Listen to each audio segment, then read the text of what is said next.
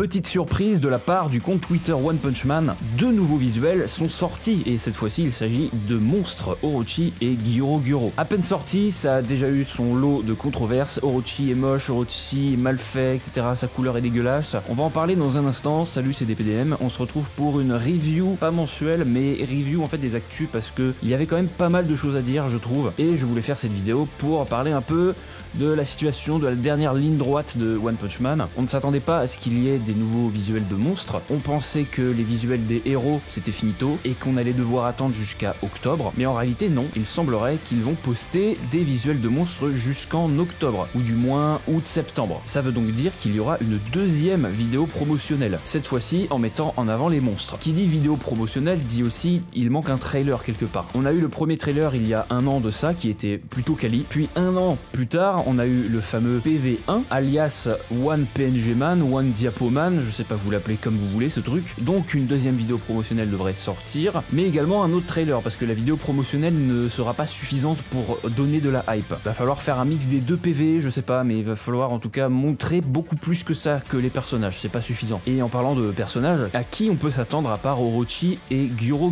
Et je reviendrai ensuite sur la controverse en rapport avec Orochi. On connaît tous les héros de classe S, on nous les a présentés. Par contre, les monstres, c'est pas pareil. Je ne vais pas spoiler pour tous ceux qui regardent l'animé, mais globalement, chaque héros de classe S va devoir affronter sa contrepartie monstre. En tout cas, ils vont devoir faire un combat qui leur donne du fil à retordre. Sauf qu'on n'a pas vu tant de monstres que ça. Il existe en fait tout un groupe de monstres qu'on n'a pas encore vu, justement, qui sont très puissants, mais comme on ne les a pas encore vus dans la saison 1 ou 2, ils ne peuvent pas juste faire une affiche en donnant le nom de ce monstre, sinon ça serait du spoil. Donc à mon sens, ils vont juste présenter des monstres qu'on a déjà vus, en l'occurrence Divin Sect et Sekato Roi. On n'a pas leur nom, mais on les a vus dans le trailer, donc peut-être qu'ils feront cette exception-là. Ensuite, on aura Phoenix Man, la princesse Super Sado, Nyan, c'est un des monstres les plus puissants. Il paye pas de mine comme ça, mais il s'appelle Nyan, donc peut-être qu'il aura droit à son affiche. Hellfire et Flame, c'est 2 ninjas qui ont donné la cellule de monstre à Sonic. Peut-être le vampire également, on l'a vu, on n'a pas son nom je crois, mais on l'a vu. Globalement, c'est tout. Et peut-être Garou à la fin. Pourquoi il n'aurait pas le droit à un visuel? C'est genre le personnage le plus important de la saison 3 et de la saison 4 à venir. C'est donc obligé qu'il fasse un visuel pour notre cher Garou. Si on reprend maintenant la première affiche promotionnelle PNG, voilà, il y a tous les images juste collées sur un fond bleu, et bien ils regardent tous d'un côté. On peut donc s'attendre à ce qu'il y ait une deuxième affiche promotionnelle avec tous les monstres qui regardent de l'autre côté. Les héros versus les monstres. Et ainsi, ça formerait une plus grande affiche de PNG toujours, mais une plus grande affiche. Et maintenant, parlons d'Orochi. Qu'est-ce qu'il se passe avec lui? Si on s'attarde sur son visuel 2 secondes, 2 choses sautent aux yeux. De 1, il est tout rouge, et de 2, il est pas très beau. Ça, c'est l'avis de la majorité. Personnellement, je le trouve ok. Juste ok, voilà. Fallait pas qu'il fasse pire que ça. On s'attendait à ce qu'il y ait au moins sa cape qui soit de couleurs différentes, peut-être blanche ou gris foncé, tu vois. Ça aurait été stylé, ça aurait fait un petit contraste, parce que tout rouge, on pourrait croire que sa cape, du coup, fait partie de lui. Dans la saison 2, d'ailleurs, il n'avait pas du tout cette couleur. Il arborait plus une couleur rose-violet. Peut-être est-ce parce qu'il était dans la pénombre, donc les ombres et les couleurs étaient un peu influencées, étaient changées. Là, à la lumière, en tout cas, il est tout rouge. Et pour confirmer en fait qu'il est rouge, tout simplement, c'est dit dans le manga. Sans trop spoil, voilà, mais il y a des personnages qui disent qu'est-ce que c'est que ce truc tout rouge au loin avec des tentacules? On dirait le boss de l'association des monstres. Sa couleur a donc été confirmée en étant le rouge. JC Staff a donc dû reprendre le rouge, tout simplement. Il y a pas d'autre choix. Quelqu'un a fait une petite modification d'ailleurs pour le fun. Il a changé les couleurs d'Orochi pour qu'il soit plus fidèle à celles de la saison 2. Dites-moi lequel vous préférez. C'est vrai que celui de droite est plutôt sympa, mais il va falloir faire avec. Maintenant, on n'a plus le choix. C'est à gauche, c'est le rouge. Est-ce que ça pose problème? Non, à voir. Par contre, ce qui pose problème, on y revient, c'est l'animation. Quand on compare, peu importe l'animé, d'accord, même la saison 1 de One Punch Man, quand on compare manga contre animé, le manga est bien entendu beaucoup plus détaillé. C'est toujours vrai, c'est véridique. À part peut-être des mangas du style L'Attaque des Titans ou même Mob Psycho 100, les détails sont moindres, c'est beaucoup moins bien dessiné et l'animé rend très bien justice. Mais pour One Punch Man, on parle de Yusuke Murata, même la saison 1, retranscrire tous les détails, c'est impossible. Je vais vous mettre quelques pages, pareil, no spoil, pas combat, etc.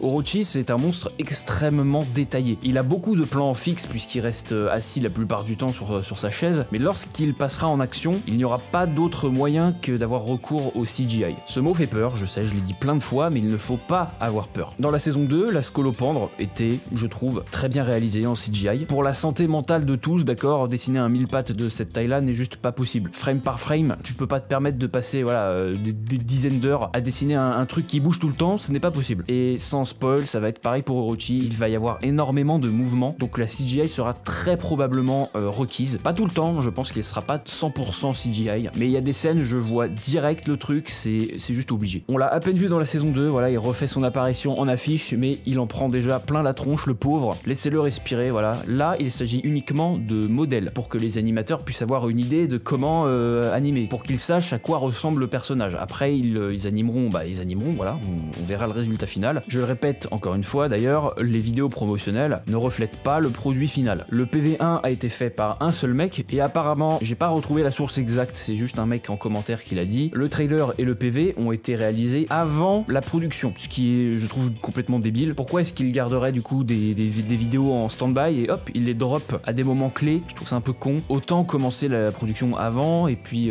mobiliser tous les animateurs et faire les PV juste à la fin en fait quand tout est terminé. Soit JC Staff, de toute façon JC Staff est connu pour avoir une organisation à chier. Je vais le répéter encore une fois et je le répéterai autant que nécessaire. La saison 3 ne sera pas meilleure que la saison 1, mais sera meilleure que la saison 2. De toute façon, il n'y a pas le choix, parce que sinon c'est fini pour One Punch Man et c'est fini pour JC Staff aussi. Il faut un vrai trailer pour commencer à se faire une idée. Pas des trucs préanimés, il faut du concret, voir à quoi vont ressembler les vrais combats. On attend le vrai trailer JC Staff, s'il vous plaît. Je vais faire le lien d'ailleurs avec quelque chose que j'ai vu dans l'onglet communauté de ma chaîne. Certains pensent que un certain combat avec Orochi et un autre personnage en fait sera écourté. De une, ça serait extrêmement dommage. En même temps, JC Staff a peut-être pas les boules pour faire un combat entier avec Orochi, mais s'ils utilisent la CGI, ça devrait pas poser de problème. C'est le seul moment où ils devraient d'ailleurs utiliser de la CGI dans la saison, mais ils ont peur que ce combat soit raccourci énormément, au même titre que Saitama contre Goketsu. Et c'est là que je fais une petite correction. Le combat Saitama contre Goketsu n'a jamais eu lieu, même dans le manga. Il s'est fait off-screen, voilà, le pauvre, il a même pas eu le droit à son moment de gloire. Saitama l'a juste punch, sa tête est arrivée devant Suiryu, fin. La seule page qu'on voit, c'est en fait une page de couverture du chapitre avec Goketsu qui donne un coup de pied à Saitama. Ils auraient pu éventuellement la mettre dans l'animé, mais bon, ça n'aurait rien changé. Le combat est resté le même, aucun combat. Certains mangas fan-made sont tellement bien réalisés qu'on pourrait croire au vrai manga. Donc attention, on peut très vite se faire avoir. Maintenant que j'en ai fini avec Orochi, laissez-moi juste vous mentionner deux petites news supplémentaires. Le tome 33 est sorti au Japon, avec dedans de nouvelles illustrations de Yusuke Murata, notamment cette double page qui était à la base un gif animé de Murata, sauf que bien sûr tu ne peux pas mettre de gif dans un manga, on n'est pas à l'ère d'Harry Potter. Ce passage a donc été refait en double page, très stylé. D'autres petites pages de Saitama contre un gros poisson, Saitama et Genos sur une moto, et dans le coin à gauche, Fubuki et Tatsumaki à Paris. Voilà, c'est confirmé.